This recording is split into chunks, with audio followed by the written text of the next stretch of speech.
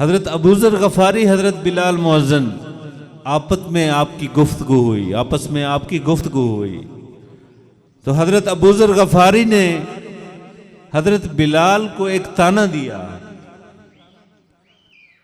کہ اے کالی کلوٹی ماں کے بیٹے، اب تو ہم سے غلطیاں نکالے گا؟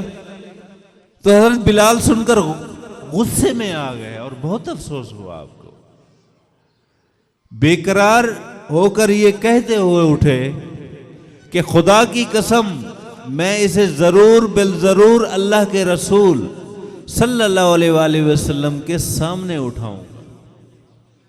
یہ سن کر اللہ کے رسول صلی اللہ علیہ وآلہ وسلم کے چہرے کا رنگ بدل گیا اور آپ صلی اللہ علیہ وسلم نے ارشاد فرمایا، اے ابوذر، کیا تم نے اسے ماں کی آر دلائی؟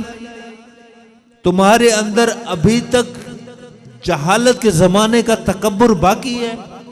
اتنا سننا تھا کہ ابوذر یہ کہتے ہوئے رونے لگے، یا رسول اللہ صلی اللہ علیہ وآلہ وسلم، میرے لیے دعائے مغفرت کر دیجئے. اور پھر روتے ہوئے مسجد سے نکلے. باہر آ کر اپنا رخسار مٹی پہ رکھ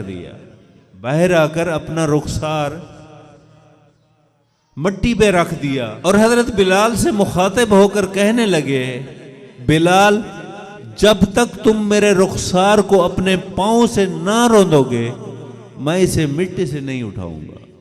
یقیناً تم معزز و محترم ہو اور میں ذلیل و خوار. یہ دیکھ کر بلال روتے ہوئے آئے ابوذر کے قریب ہو کر ان کے رخسار کو چوم لیا اور بے ساختہ بولے، خدائے پاک کی قسم میں اس رخسار کو کیسے رون سکتا ہوں جس نے ایک بار بھی خدا کو سجدہ کیا ہو. پھر دونوں کھڑے ہو گئے اور گلے ملے اور بہت روئے.